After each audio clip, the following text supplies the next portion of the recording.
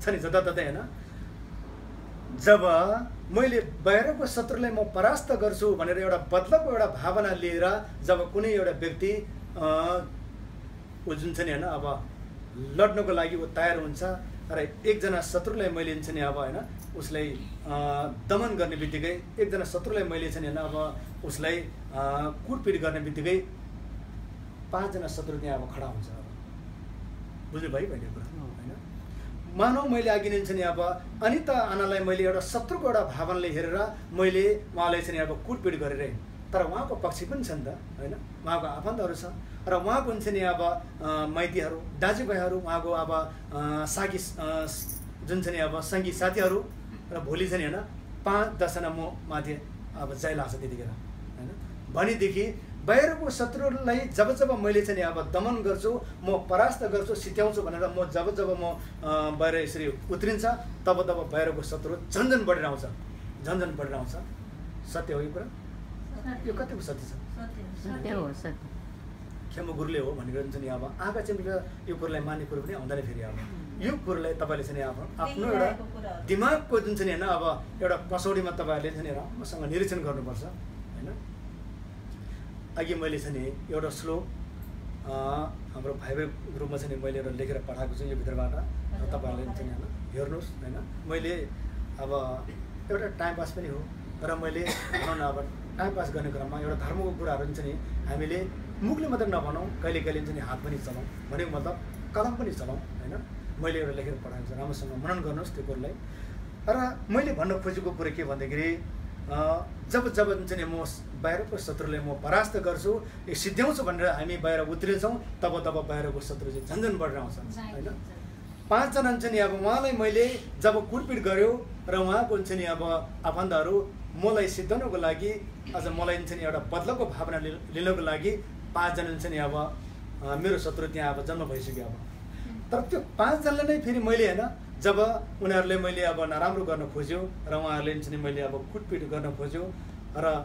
फेरि त्यसको बदलामा 15 जना चाहिँ अब आइसकेको हुन्छ अब भनेदेखि बाहिरको शत्रुलाई अब हामीले कहिले पनि नष्ट गर्न सक्दैन जब हामी चाहिँ यस्तो प्रकारको एउटा गलत विचारधारा लिएर बाहिरको शत्रुलाई म परास्त गर्छु र त्यो शत्रुलाई मेरो जुन चाहिँ अब दास बनाउँछु त्यस्तो प्रकारको एउटा मनोप्रवृत्ति लिएर हामी बाहिर यात्रा गर्छौँ बाहिरको शत्रु जुन चाहिँ अब सिद्धिन्त पराइ जाओस् झन्झन बढेर आउँछ हैन र यसले हामीले के बुझिन्छ भन्दाखेरि जिन्दगीभर चाहिँ हैन शत्रुबाट हामी कहिले पनि एउटा विमुख हुन सक्दैन शत्रुबाट हामी कहिले पनि मुक्त हुन सक्दैन हैन झन्झन अशान्ति हुन्छ मनमा जब एउटा जुन चाहिँ अब खतरा बढ्दै जान्छ हैन झन्झन मनमा अशान्ति हुन्छ म बाटोमा पनि अब एकदमै स्वतन्त्र पुगौँ म हेर्न सक्दैन अब त्यतिखेर कतै चाहिँ बाटोमा ढुकेर मलाई खतम त पार्ने होइन त्यस्तो प्रकारको हुन्छ नि अब मनमा चिन्तले घेरिरहेको हुन्छ र जीवनमा कहिले पनि शान्ति हुँदैन अब हैन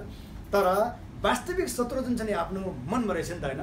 तर त्यो शत्रुलाई जुन चाहिँ हामीले खत्तम गर्नुको निमित्त हामीले सद्धर्मको अभ्यास गर्नुपर्छ जसरी मैले अघि नै भने नि हैन एक पलमा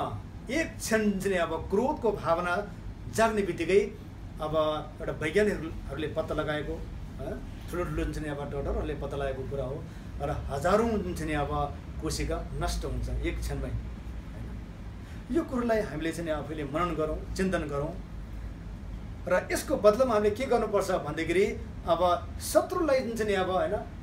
परास्त गर्ने हतियार एउटा जुन चाहिँ एउटा के रहेछ भन्दाखेरि त्यसरी झम्दा निजमा पुगेछ जसरी कुरुक्षेत्र भनेको थाहा छ रणभूमि युद्ध मैदानमा हैन शत्रु बीचमा जुन चाहिँ अब लडाइँ गर्दाखेरि अस्त्र शस्त्र जुन चाहिँ हैन अब धारण गरेर जब एक आपसमा लडाइँ गरिन्छ युद्ध गरिन्छ त्यस्तै प्रकारले हाम्रो मनमा चाहिँ मैत्री र करुणाको भावना जगाउनु पर्छ कि अब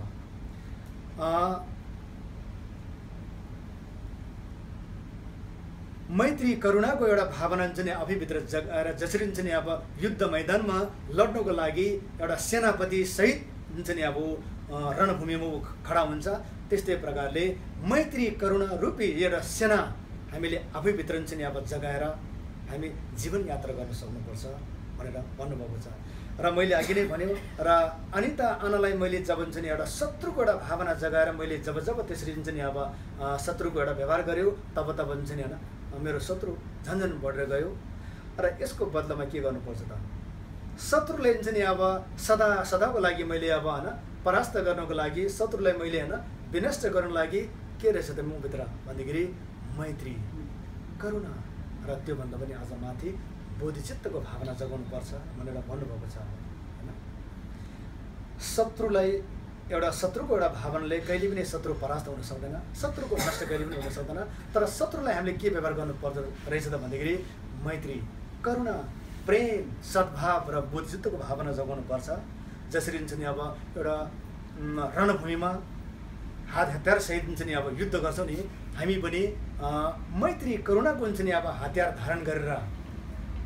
एकले अर्कालाई प्रेम भाव जगाउँ, सद्भाव र मैत्री करुणा भावना जगाउँ भनेर